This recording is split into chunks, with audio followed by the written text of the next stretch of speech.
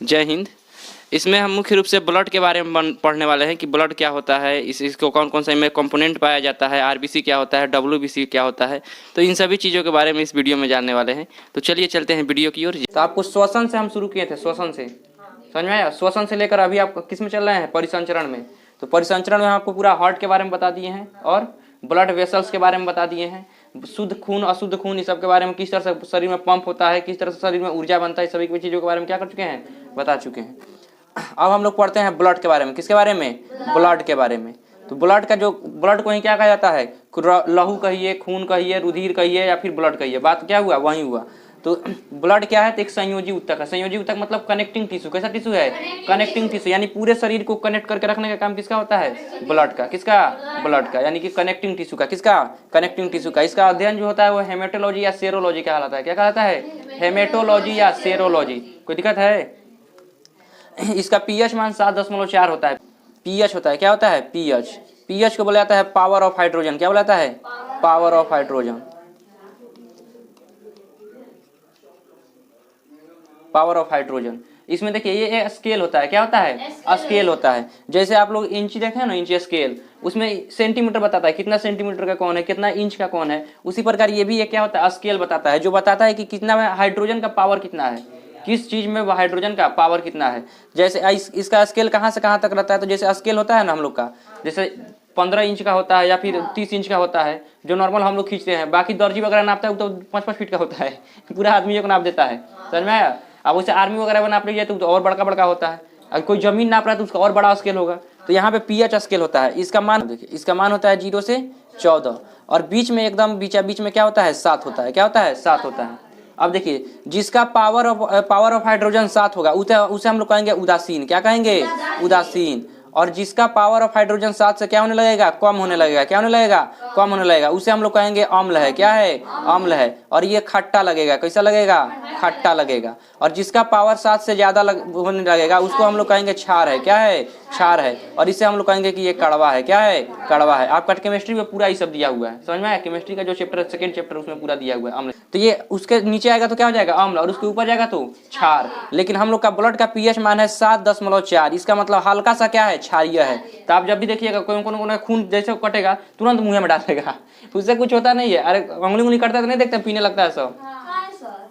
अरे उससे कुछ होता नहीं है। बस आपके मुंह में क्या पाया जाता है, लाइसोजाइम एंजाइम, बैक्टीरिया को तुरंत मार देगा। अगर आपका कट गया मतलब वहां पे दरवाजा खुल गया, बैक्टीरिया को अंदर जाने का क्या मिल गया, परमिशन मिल गया, रास्ता मिल गया। वाह, स्वागत है, बॉडी आपका स्वागत करने लगेगा। एंटीबॉडी सबसे ज्यादा खतरा होता है। अभी आपको बताएंगे एंटीबॉडी के बारे में।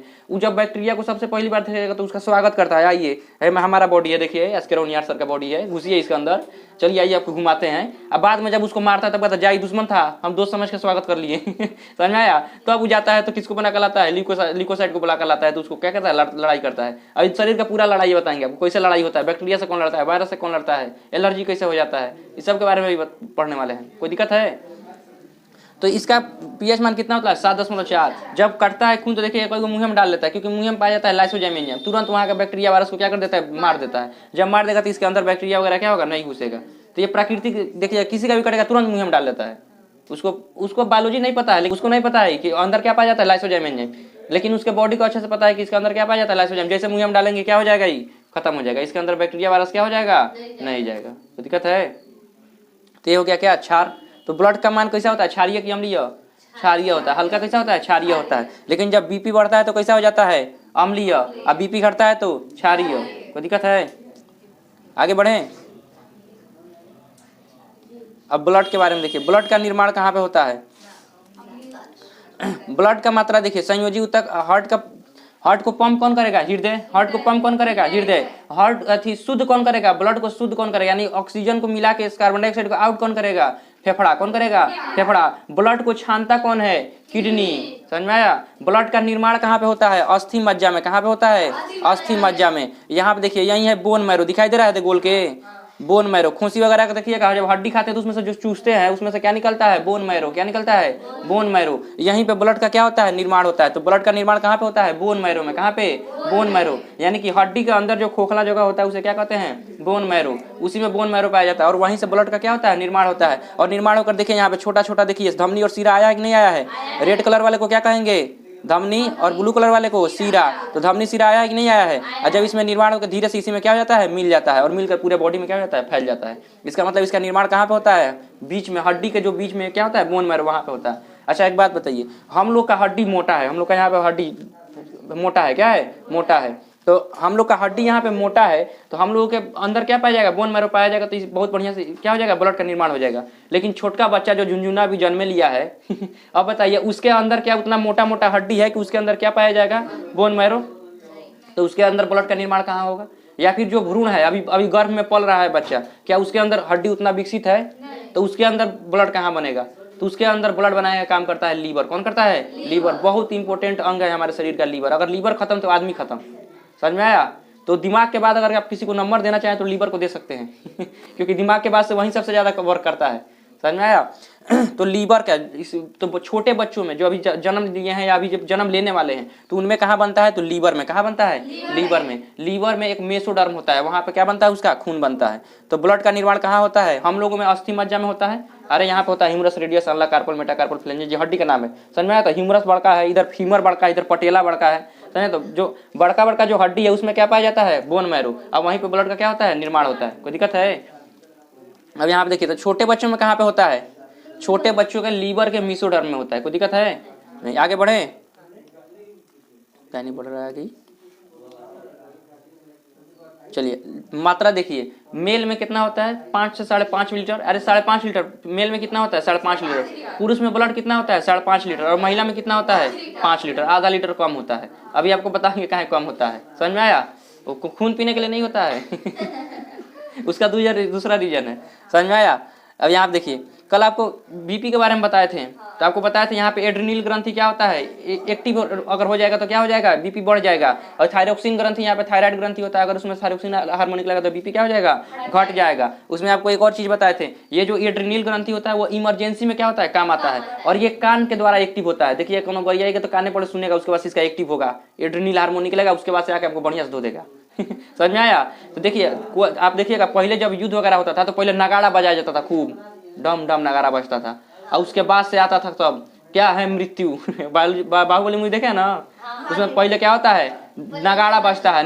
युद्ध से पहले क्या बजाया जाता है? नगाड़ा। उसके बाद से कहा जाता है आक्रमण। तो नगाड़ा क्यों बनाया जाता है? क्योंकि जो अंदर का एड्रेनल ग्रंथि है उसमें से एड्रेनल ग्रंथि है, वो एड्रेनल हार्मोन कब रिलीज करेगा? इमरजेंसी के समय में। तो जब नगाड़ा बजाया जाता है तो कान के माध्यम से वो क्या हो जाता है? एक्टिव हो जाता है, और उनके अंदर गुस्सा आ जाता है। जब गुस्सा आता है तो वो क्या करते हैं? लड़ाई के लिए अग्रसर हो जाते हैं। इसीलिए युद्ध से पहले क्या बजाया जाता है? नगाड़ा बजाया जाता है।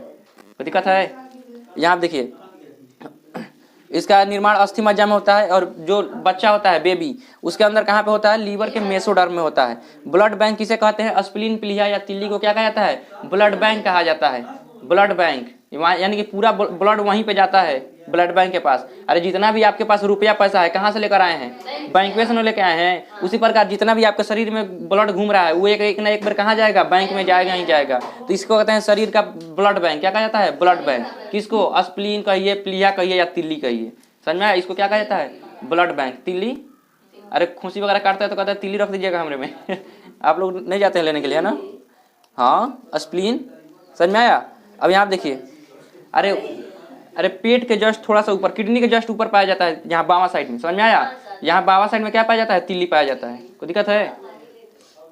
यहाँ देखिए, अब ये क्या करता है, लेकिन जब मलेरिया होता है, यहाँ देखिएगा, जब मलेरिया होता है ना तो ये प्रभावित हो जाता है। कौन? स्प्लीन, प्लीहा या तिल्ली क्या होता है? प्रभावित हो जाता है मलेरिया में। और शुद्ध करने का काम सब बता दिए। अब देखिए, ब्लड का काम क्या है? तो परिवहन का। किसका?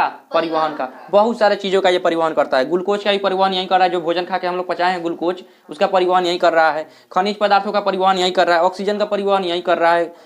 CO2 का परिवहन यही कर रहा है। एंटीबॉडी, एंटीजन, इस सब का परिवहन यही कर रहा है। लोहा, हम लोग के शरीर में जो तत्व पाया जाता है, कौन सा तत्व? आयरन। आयरन का भी परिवहन यही कर रहा है। बहुत सारे हार्मोन जो वगैरह निकल रहे हैं, इसका भी परिवहन कौन कर रहा है? ब्लड कर रहा है। तो ब्लड बहुत सारे चीजों का क्या करता है? परिवहन करता है। अगर ब्लड रुक जाएगा तो परिवहन भी रुक जाएगा, तो आदमी क्या हो जाएगा? डेथ कर जाएगा। कोई दिक्कत है? हम लोग ब्लड के बारे में देखते हैं। आखिर इतना ब्लड के बारे में हम बांध दिए नहीं कहता तारीफ करना, तारीफों का पुल बांधना। तो ब्लड के बारे में इतना तारीफ का पुल बांध दिए, तो इसके अंदर अब थोड़ा झाँक कर भी देख लिया जाए। समझ में आया? जैसे ताजमहल के बारे में तारीफों का पुल बांध दिया गया, ऐसा है वैसा है, और अंदर जाके घुस के देख रहे तो 10 तरीके कुछ नहीं है ऐसा होता है कि नहीं होता है? कभी कभी किसी के बारे में खूब तारीफ बांट दीजिए, ऐसा है वैसा है, अंदर जाकर देखिए तो कचड़ा है, बात तेरी की, इससे बढ़िया तो कुछ और है। समझ में आया? तो उसी प्रकार हम ब्लड का तारीफों का पुल तो बहुत बढ़िया बांध दिए, और अंदर जाने पर कुछ मिलवे नहीं करे तो गुस्सा आएगा कि नहीं आएगा? आएगा, लेकिन इसके अंदर मिलेगा क्योंकि बहुत इंपॉर्टेंट चीज है ये। समझ में आया? तब देखिए ब्लड को हम लोग दो भाग में बांट सकते हैं। कितने भाग में? दो भाग में। एक होता है द्रव अवस्था और एक होता है ठोस। कौन होता है? ठोस और द्रव। तो जो द्रव लिक्विड होता है वो पूरे ब्लड का, अगर किसी का ब्लड काट रहे हैं तो जो ब्लड निकलता है उसे कहते हैं होल ब्लड। क्या कहते हैं? Whole blood. होल ब्लड मतलब क्या होता है? पूरा पूरा ब्लड। नहीं कहता पूरा सोगहक हमको चाहिए, रोटी अगर पक रहा है तो हमें पूरा पूरा रोटी चाहिए, यानी कि होल रोटी, यानी कि जितना रोटी है टोटल चाहिए। लेकिन कोई को मम्मी देखिएगा, अगर रोटी अगर पकने में देर होगा और 2 गोला रहे तो तोड़ के आधा आधा देगी, दोनों गोला पहले खाओ, तब तक हम पका के और ला रहे हैं। लेकिन कौन कौन लड़ाकू होता है, कहता ना हमको पूरा चाहिए। समझ में आया? तो यहाँ पे इसको कहते हैं होल ब्लड। जैसे आपका अगर उंगली कट रहा है तो उसमें से जो ब्लड निकल रहा है उसको क्या कहेंगे? Whole blood. इस होल ब्लड को हम लोग, जो ब्लड है, जो ब्लड निकल रहा है, उसको हम लोग दो भाग में बांट सकते हैं। उसमें कुछ क्या होता है? लिक्विड होता है, और कुछ क्या होता है? ठोस होता है। क्या होता है? ठोस होता है। कहेगा सर जी लिक्विड का क्या जरूरत है, खाली ठोसे रहता तो वो काम चल जाता। एक बात बताइए, खाली ठोस रहेगा तो पूरा ब्लड में बह पाएगा? नहीं। अब वहीं अगर लिक्विड भी हो गया और ठोस भी हो गया तो लिक्विड की वजह से पूरा ठोस भी कहाँ बह जाता है? पूरा शरीर में बह जाता है। तो अगर लिक्विड नहीं रहेगा तो क्या ठोस एक जगह से दूसरे जगह जा पाएगा? नहीं। लेकिन लिक्विड जब प्रेशर मारता है तो लिक्विड में ठोस क्या हो जाता है? बह जाता है। कोई दिक्कत है? तो हम लोग लिक्विड भाग में आते हैं और फिर ठोस भाग में। तो जब ब्लड को काट के निकालिएगा तो ब्लड में 55% आपको क्या मिलेगा? पानी मिलेगा। क्या मिलेगा? पानी। यानी कि जो लिक्विड वाला भाग है वो कितना मिलेगा? 55%। कितना परसेंट? 55%। और जो 55% लिक्विड वाला भाग है उसे हम लोग प्लाज्मा कहते हैं। क्या कहते हैं? प्लाज्मा कहते हैं। कोई दिक्कत है? तो ब्लड का 55% जो लिक्विड वाला भाग है उसे हम लोग क्या कहेंगे? प्लाज्मा कहेंगे। क्या कहेंगे? प्लाज्मा कहेंगे। ये प्लाज्मा हल्का पीला कलर का होता है। किस कलर का होता है? हल्का पीला कलर का होता है। यहाँ आप देखिए जो पीला पीला दिखाई दे रहा है, ये सब क्या है? प्लाज्मा है। क्या है? प्लाज्मा है। और यही प्लाज्मा बताइए द्रव अवस्था में है कि नहीं है? इसके अंदर देखिए ठोस बह रहा है, लाल कलर का है, कुछ उज्जर कलर का है, कुछ यहाँ पे ऐसा लग रहा है जैसे फूल है, फूल का कली वगैरह है। तो ये सब ठोस बह रहे हैं कि नहीं बह रहे हैं? बह रहे हैं। तो इस द्रव्य में बह रहे होंगे। अब बताइए अगर ठोस का संख्या ज्यादा हो जाए और द्रव कम हो जाए तो क्या बह पाएगा? नहीं। द्रव ज्यादा रहना चाहिए, ठोस कम रहना चाहिए, तब ना बहेगा बढ़िया से। समझ में आया? तो ठोस क्या रहता है? कम रहता है। द्रव क्या रहता है? ज्यादा रहता है। तो 55 से 60% क्या रहता है? द्रव, यानी कि लिक्विड अवस्था रहता है, ताकि और 40 से 45% क्या रहता है? ठोस रहता है। क्या रहता है? ठोस रहता है। अब चले यहाँ पे, यहाँ देखिए, तो यहाँ देखिए, अब जो यहाँ देखिए कहाँ गया जी? हाँ, द्रव। द्रव अवस्था को क्या कहेंगे? प्लाज्मा। क्या कहेंगे? प्लाज्मा। अब प्लाज्मा में देखिए, प्लाज्मा का जो 90% भाग क्या होता है? पानी होता है। क्या होता है? पानी होता है। तो जो प्लाज्मा, पहले ब्लड का तो क्या होता है? 55% भाग क्या होता है? अरे ब्लड का 55% भाग द्रव अवस्था में रहता है, और उस द्रव अवस्था को हम लोग क्या कहते हैं? प्लाज्मा। क्या कहते हैं? प्लाज्मा। और उस प्लाज्मा का 90% भाग क्या होता है? पानी होता है। क्या होता है? पानी होता है। अब देखिए उस पानी के में देखिए, अब 90% तो पानी हो गया, 7% प्रोटीन होता है। क्या होता है? प्रोटीन होता है। 7% क्या होता है? प्रोटीन होता है। अब बाकी 3% में अन्य कोई चीज होता है, कार्बनिक पदार्थ, अकार्बनिक पदार्थ, आपको बता चुके हैं, कार्बनिक और अकार्बनिक। वैसा पदार्थ जिसमें कार्बन पाया जाता है कार्बनिक है, जिसमें कार्बन नहीं पाया जाता है अकार्बनिक। जैसे बताइए ग्लूकोज का फॉर्मूला C6H12O6, कार्बन शुरू में लिख रहा है, कार्बन 6 गो है, इसका मतलब ये कार्बनिक है। और H2O बताइए हाइड्रोजन है और ऑक्सीजन है, तो क्या इसमें कोई कार्बन दिखाई दे रहा है? तो अकार्बनिक। तो कार्बनिक अकार्बनिक आपको बता चुके हैं। कोई दिक्कत है इसमें? जिसमें कार्बन पाया जाएगा कार्बनिक, और जो नहीं पाया जाएगा तो अकार्बनिक। तो प्लाज्मा में ये दोनों पाया जाता है, कोई को कार्बनिक चीज भी पाया जाता है, कोई को अकार्बनिक चीज भी पाया जाता है। अब यहाँ आप देखिए, तो पानी का प्रतिशत 90% खाली क्या रहता है? पानी रहता है। अगर यानी कि अगर कोई ब्लड को डोनेट कर रहा है, ब्लड को क्या कर रहा है? डोनेट कर रहा है, अगर वो पानी पी लिया हुमच के तो उसका 90% भाग, यानी कि ब्लड का 55%, 55% का भी 90%, इसका मतलब 50% उसका ब्लड ऐसा ही क्या हो गया? आ गया शरीर में। समझ में आया? इसका मतलब पानी हमारे शरीर के लिए क्या है? बहुत ज्यादा जरूरी है। कोई दिक्कत है? इसीलिए कहते हैं 1% पानी का कमी होगा तो क्या लगेगा? प्यास लगेगा। और 10% पानी का कमी होगा तो आदमी क्या हो जाएगा? निपट जाएगा। आपको कोशिका चैप्टर में बताए हैं, बताए थे।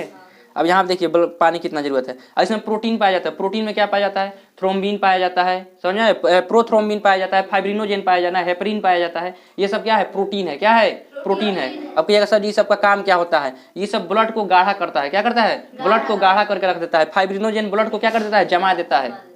फाइब्रिनोजेन ब्लड को क्या कर देता है? जमा देता है।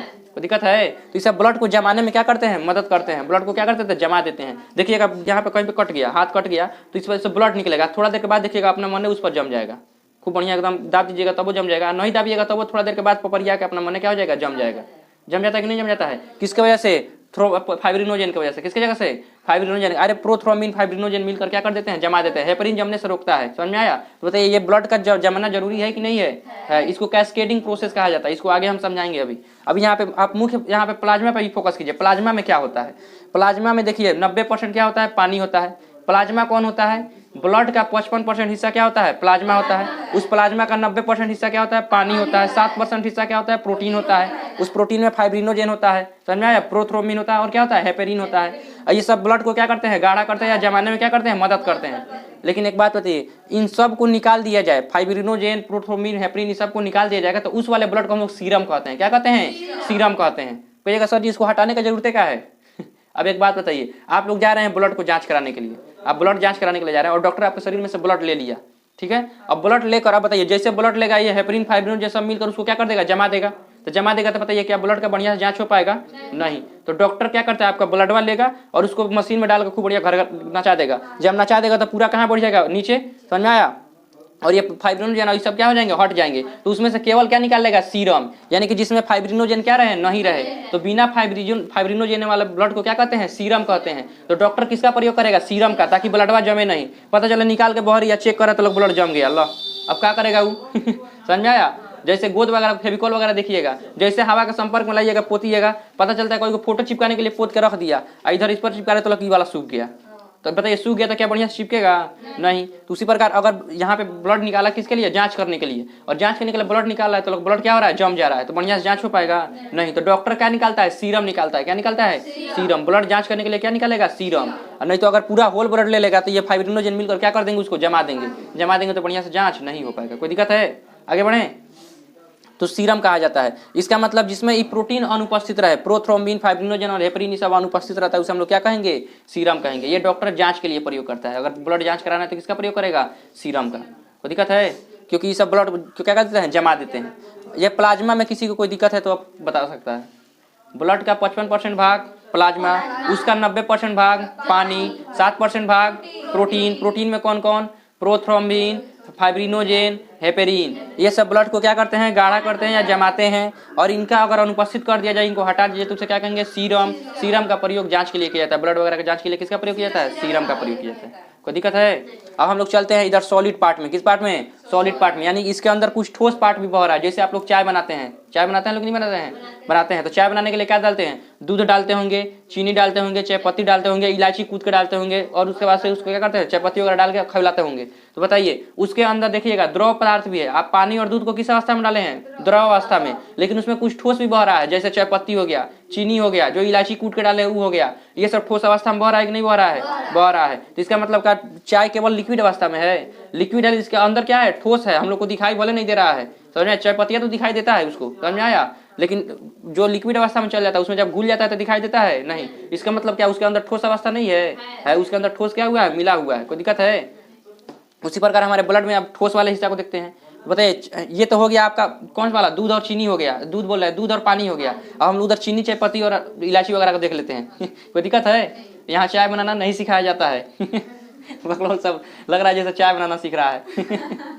इधर देखो, अब यहाँ आप देखो, ये हो गया कार्पल्स, जो लिक्विड ठोस अवस्था रहता है, उसे हम लोग कहते हैं रुधिराणु। क्या कहते हैं? रुधिराणु या कार्पल्स। क्या कहेंगे? रुधिराणु या कार्पल्स। इसमें 3 प्रकार होता है, RBC, WBT, platelets. RBC, WBC, platelets. RBC को कहते हैं रेड ब्लड सेल। क्या कहेंगे? रेड ब्लड सेल या फिर रेड ब्लड कार्पल, जो कहना है कर लीजिए। इसका हिंदी में मतलब होता है लाल रक्त कोशिका। क्या होता है? लाल रक्त कोशिका या फिर लाल रक्त कणिका। समझ आया? अरे बतिया वही हुआ, कोशिका कहिए चाहे कणिका कहिए। तो लाल रक्त कोशिका या लाल रक्त कणिका। अब इसके बारे में हम लोग देखते हैं। किसके बारे में? आरबीसी के बारे में। इतना देर से हम लोग आपको जितना भी श्वसन देखिए, चाहे हर जगह कौन आया था? आरबीसी आया था। आज हम लोग आरबीसी का चीड़-फाड़ करने वाले हैं, ठीक है?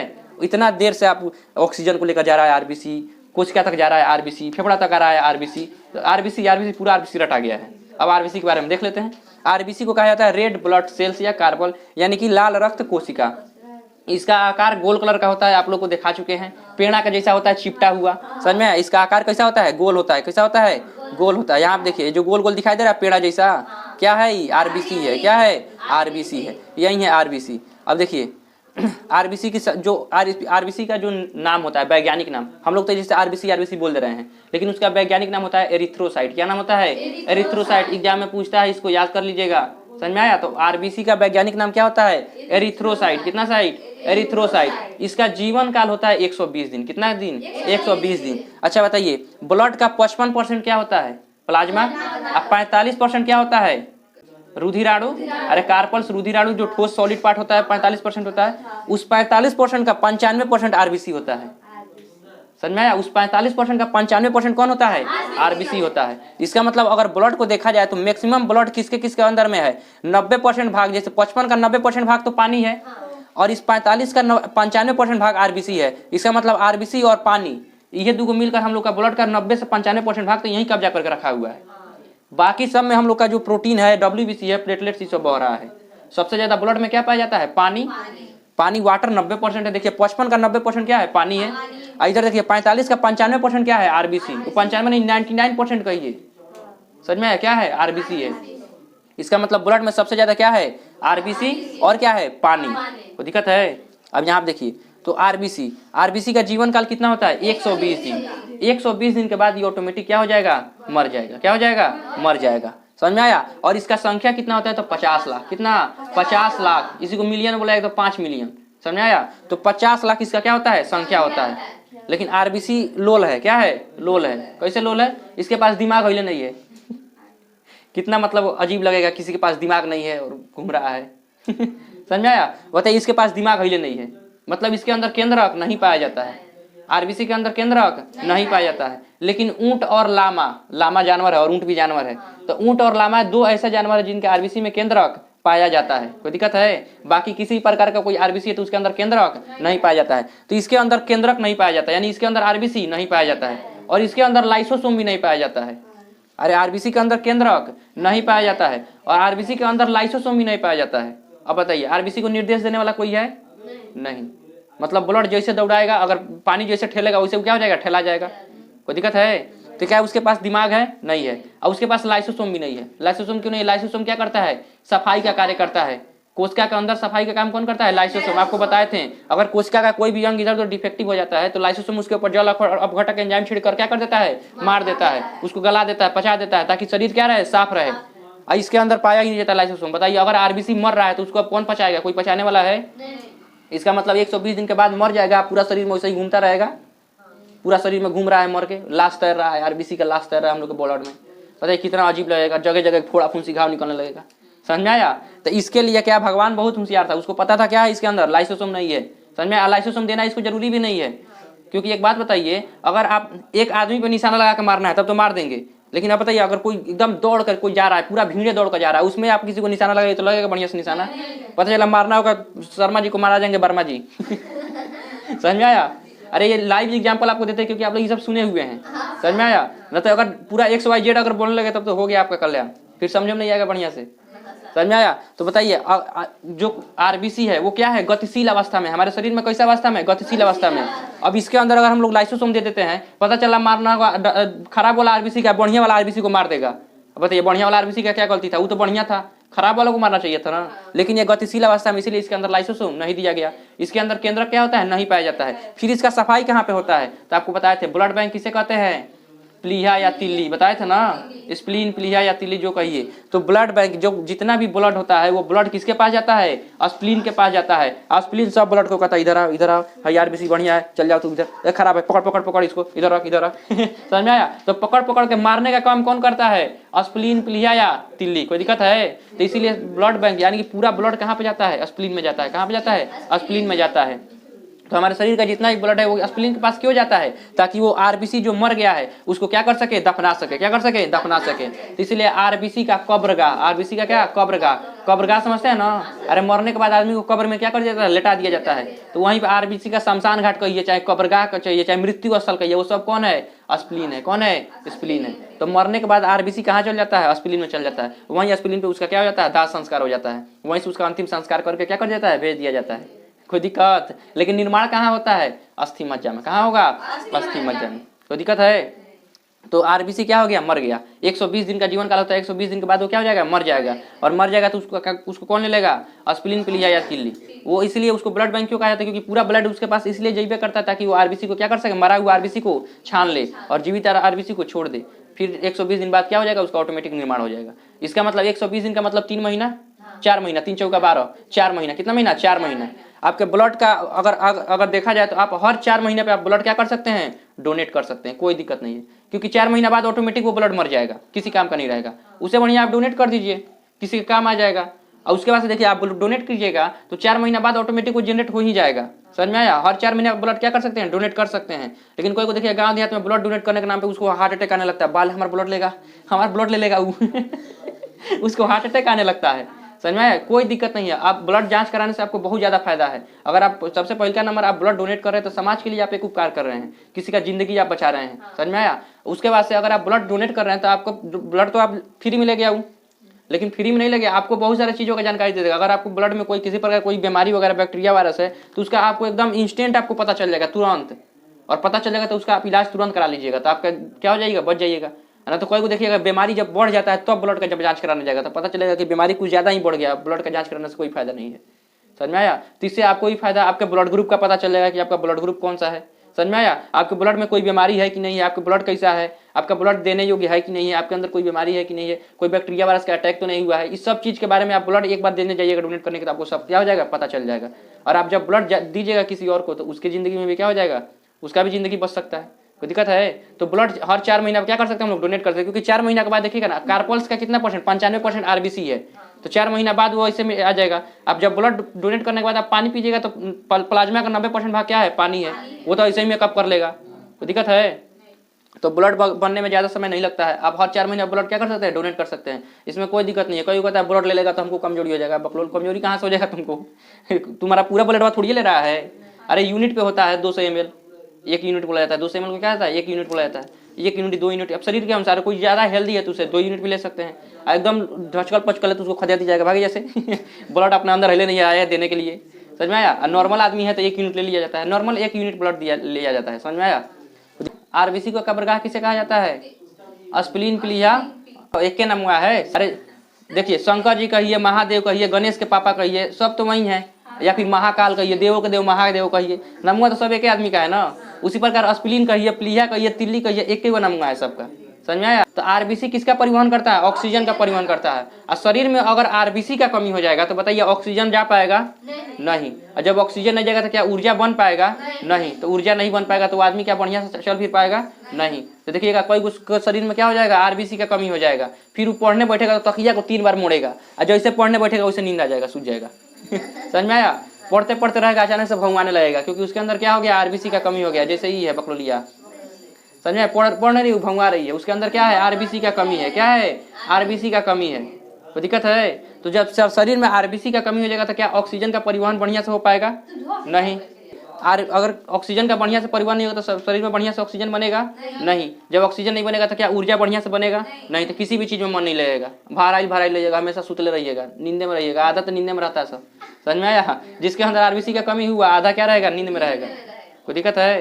तो आरबीसी का कमी मत होने दीजिएगा। अब देखिए, एस्पिरिन प्लीहा या तिल्ली को क्या बोला जाता है, कब्रगाह बोला जाता है। लेकिन जब मलेरिया होता है, क्या होता है, मलेरिया, तो मलेरिया में ये क्या हो जाता है, यहीं पर ब्लड बैंक पे हमला कर देता है। जो मलेरिया वाला बैक्टीरिया होता है वो किस पर हमला कर देगा, ब्लड बैंक पे। समझो, बैंक लूट लिया पूरा कौन देश का बैंक लूट गया, बताइए, देश बर्बाद हो जाएगा कि नहीं हो जाएगा, हो जाएगा। तब मलेरिया में ब्लड बैंक पे हमला कर दिया जाता है। समझ में आया। तो ये ब्लड बैंक क्या हो जाता है, प्रभावित हो जाता है। यानी एस्पिरिन को ही क्या कर देता है, प्रभावित कर दिया जाता है। और इसमें क्या होता है, प्लाज्मोडियम नामक क्या होता है, प्रोटोजोआ होता है, जो किस पर घूमता है, मादा एनाफिलीज मच्छर का नाम क्या है, मच्छरनी है, मादा एनाफिलीज। मादा मतलब क्या होता है, अरे फीमेल को मादा बोला जाता है। समझ में आया। तो मच्छरनी है, मादा एनाफिलीज मच्छरनी के ऊपर कौन घूमता है, प्लाज्मोडियम नामक प्रोटोजोआ। और जब ये क्या होती है, जब मच्छरनी सबको खून का जरूरत क्यों होता है, जब उसके गर्भ में क्या पल्ला होता है, बच्चा पल्ला होता है, तो वो बच्चे को क्या करने के लिए, जिंदा रखने के लिए क्या करती है, ब्लड का जरूरत पड़ता है। और वो किसी तरह से उसको ब्लड क्या हो चाहिए। समझ में आया। तो वो आती है क्या करने के लिए, ब्लड पीने के लिए। किसके पास, मनुष्य के पास। और उसके ऊपर कौन बैठा है, प्लाज्मोडियम। और प्लाज्मोडियम कहाँ चल जाता है, डायरेक्ट ब्लड के संपर्क में आ जाता है। आपको कल बताए थे अगर मांस के संपर्क में आता है तो उसको जाने में क्या होता है, थोड़ा समय लगता है, लेकिन डायरेक्ट ब्लड के संपर्क में आ गया, क्या हमारे शरीर को क्या एक्टिव होने का समय मिलेगा, नहीं। क्या हमारे शरीर को सतर्क होने का समय मिलेगा, नहीं मिलेगा। वो डायरेक्ट जाकर किस पर हमला कर देगा, ब्लड के माध्यम से जाएगा, ब्लड तो पूरा ब्लड बैंक के पास जाएगा, उसी में लुका के कहाँ चलेगा, ब्लड बैंक, उसी पे क्या कर देगा, हमला कर देगा। समझ में आया। तो ये क्या कर देता है, जो मादा एनाफिलीज मच्छरनी है वो क्या करती है, आदमी के पास आती है, वो फैलाने के लिए नहीं आती है, वो तो अपने बच्चे के लिए आ रही है ताकि उसका बच्चा का क्या हो जाए, पालन पोषण हो जाए। और पीती है, कोई एकदम सूर लगा के पीना शुरू कर देगी, उसको पता नहीं है कितना पीना है, आप पीछे पेटवा उसका फट जाएगा, ज्यादा पिएगी तो पेट फट जाता है। और वो एकदम पी रही है, मेरे दो अनमोल रतन पलेंगे बढ़िया से, पियो पियो फट जाती है। समझ में आया। अब यहाँ देखिए, तो इसका इलाज क्या है, तो अगर घरेलू उपचार किया जाए तो एक पेड़ होता है सिनकोना, क्या होता है, सिनकोना। तो सिनकोना का आप क्या कर लीजिए, छाल ले लीजिए, सिनकोना या कुनैन भी बोला जाता है, उसका छाल लेकर उसको पीस कर क्या कीजिए, पीजिए, तो उससे क्या हो जाएगा, आपका इलाज हो सकता है। या फिर क्लोरोक्विन नामक, कोरोना वायरस में बहुत ज्यादा क्लोरोक्विन का नाम सुने होगा आप लोग, क्लोरोक्विन नामक एक दवा आता है, उस क्लोरोक्विन नामक दवा को भी ले लेंगे तो मलेरिया आपको क्या हो जाएगा, हो जाएगा। पहले इसका इलाज नहीं था, लेकिन अब इसका इलाज क्या हो गया, निकल गया क्लोरोक्विन। पहले इसका देसी नुस्खा वाला इलाज था, यहीं सिनकोना का छाल लीजिए और उससे क्या कीजिए, कुनैन, उसका छाल लेकर उससे रस निकालिए और पी जाइए। और अब क्लोरोक्विन आ गया, क्या आ गया है, क्लोरोक्विन। तो क्लोरोक्विन से मलेरिया का इलाज क्या हो जाता है, संभव है। मलेरिया किसको प्रभावित करेगा, ब्लड बैंक को, किसको, ब्लड बैंक को। अब देखिए आरबीसी के अंदर ही एंटीजन पाया जाता है, क्या पाया जाता है, एंटीजन। अब कहिएगा सर जी एंटीजन क्या होता है, एंटीजन से ही हम लोग का ब्लड ग्रुप का निर्धारण होता है, किसका, ब्लड ग्रुप का निर्धारण। जैसे आप लोग में किसी का है ब्लड ग्रुप का पता, कौन किसका ब्लड ग्रुप है, आप लोग जांच कराइएगा ब्लड ग्रुप। जैसे कि हाँ, किसी का ए होता है, किसी का बी होता है, किसी का ए बी होता है, किसी का ओ होता है। ऐसे में कोई का पॉजिटिव होता है, कोई का निगेटिव होता है। जैसे A positive, B positive, A negative, A B positive, O negative, O positive. ये क्या होता है, ब्लड ग्रुप होता है। तो ये ब्लड ग्रुप का निर्धारण किसके द्वारा किया जाएगा, आरबीसी के द्वारा। किसके द्वारा, आरबीसी के द्वारा। तो आरबीसी में ही क्या पाया जाता है, एंटीजन। क्या पाया जाता है, एंटीजन। जो आरबीसी के अंदर ही क्या पाया जाता है, एंटीजन। और एंटीजन क्या करता है, ब्लड ग्रुप का निर्धारण करता है। अगर ए एंटीजन पाया जाता है तो ए ब्लड ग्रुप, बी एंटीजन पाया जाता है तो बी ब्लड ग्रुप, दोनों पाया जाता है तो ए बी ब्लड ग्रुप, और कोई नहीं पाया जाता है तो जीरो, वेलीभंटा को ओ कहा जाता है, ओ ब्लड ग्रुप। कोई दिक्कत, तो इसको बताते हैं। अभी एंटीजन क्या, आरबीसी में क्या पाया जाता है, एंटीजन पाया जाता है। और एंटीबॉडी कहाँ पाया जाता है, प्लाज्मा में। कहाँ पे, प्लाज्मा में।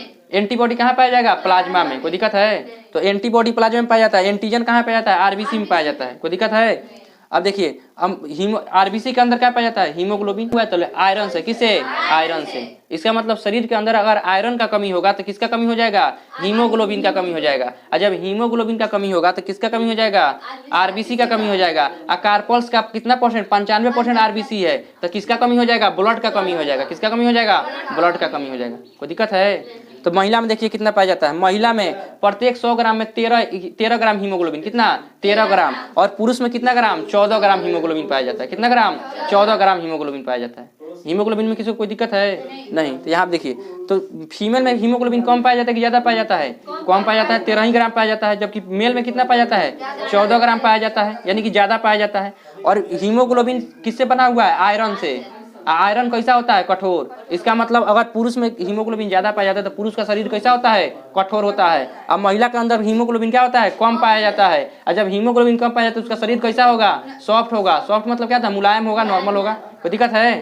तो इसीलिए देखिएगा अगर कोई महिला एक थप्पड़ मारती है, मार ऐसे मारती है, उसको मारे कुछ नहीं होगा। लेकिन अगर एक पुरुष एक थप्पड़ जड़ दिया तो आपको दिन में तारा दिखा देगा। कोई दिक्कत है। अब महिला सबको देखिए, भाई बहन में झगड़ा होगा तो ऐसे मार कुछ हो तो अजीब मारेगी। अब वो हंसेगा, उसके बाद से वो एक थप्पड़ धो देगा तो बैठ कर रोएगी, हमको मार दिया है। समझ आया। कोई दिक्कत है। तो महिला का शरीर क्या होता है, मुलायम होता है, क्योंकि उसका हीमोग्लोबिन क्या होता है, कम होता है। और हीमोग्लोबिन मतलब क्या, आरबीसी कम होता है। अगर हीमोग्लोबिन कम हो जाएगा तो क्या हो जाएगा, आरबीसी कम हो जाएगा। और जब आरबीसी कम हो जाएगा तो शरीर का देखिए बहुत बड़ा एक अमाउंट में क्या पाया जाता है, आरबीसी। कार्पल्स का टोटल कितना परसेंट, 95% आरबीसी होता है। और जब महिला में जब हीमोग्लोबिन 13 है तो आरबीसी भी क्या होगा, कम होगा। इसीलिए महिला के अंदर ब्लड आधा लीटर क्या होता है, कम पाया जाता है। जबकि पुरुष में क्या पाया जाता है, ज्यादा पाया जाता है, क्योंकि उसके अंदर आयरन भी क्या होता है, ज्यादा होता है। कोई दिक्कत है। अब इस काहे कम हो गया, उसमें बेसी काहे हो गया। महिला को शरीर को सॉफ्ट रखने की क्या जरूरत है, पुरुष जैसा उसका भी शरीर बना दीजिए। जिस तरह से पुरुष का शरीर कठोर होता है, गड़बड़ हो जाएगा। कहाँ पे गड़बड़ हो जाएगा, जब वो क्या होगी, प्रेग्नेंट होगी। प्रेग्नेंट मतलब होता है जैसे गर्भ, उसके गर्भ में जब बच्चा पलेगा, तो जब बच्चा का जन्म होने का जब समय आएगा तो अगर उसका शरीर कठोर होगा तो वो बच्चा को जन्म देते वक्त क्या हो जाएगी, मर जाएगी। अगर उसका शरीर मुलायम रहेगा तो शरीर से बच्चा क्या हो जाएगा, बाहर आ जाएगा, कोई दिक्कत नहीं है। लेकिन उसका शरीर अगर कठोर हो जाएगा तो वो बच्चा को जन्म देते वक्त क्या हो जाएगी, उसका मृत्यु हो जाएगा। इसीलिए उसके शरीर को क्या रखना, सॉफ्ट रखना क्या है, जरूरी है। लेकिन क्या पुरुष को ऐसा कुछ करना है, नहीं, इसीलिए उसका शरीर क्या होता है, कठोर होता है। लेकिन महिला का शरीर क्या होता है, मुलायम होता है। कोई दिक्कत है? इसीलिए उसके अंदर ब्लड भी क्या होता है, कम पाया जाता है। और जब ब्लड कम पाया जाएगा तो क्या ऑक्सीजन का परिवहन बढ़िया से होगा, नहीं। तो हमेशा देखिएगा महिला सब बीमार पड़, मैक्सिमम महिला सब हमेशा बीमार पड़ रहती है। बहुत कम पे आपको मिलेगी जो क्या होगी, हेल्दी होगी। कोई दिक्कत है? तो ये आपका क्या हो गया, आरबीसी हो गया। क्या हो गया, आरबीसी। आरबीसी किस में ज्यादा पाया जाता है, पुरुष में या महिला में? पुरुष में। समझ में आया? कठोर शरीर किसका ज्यादा होगा, पुरुष का। कोई दिक्कत है इसमें? कोई दिक्कत है आरबीसी में? आप किसी को दिक्कत है? नहीं।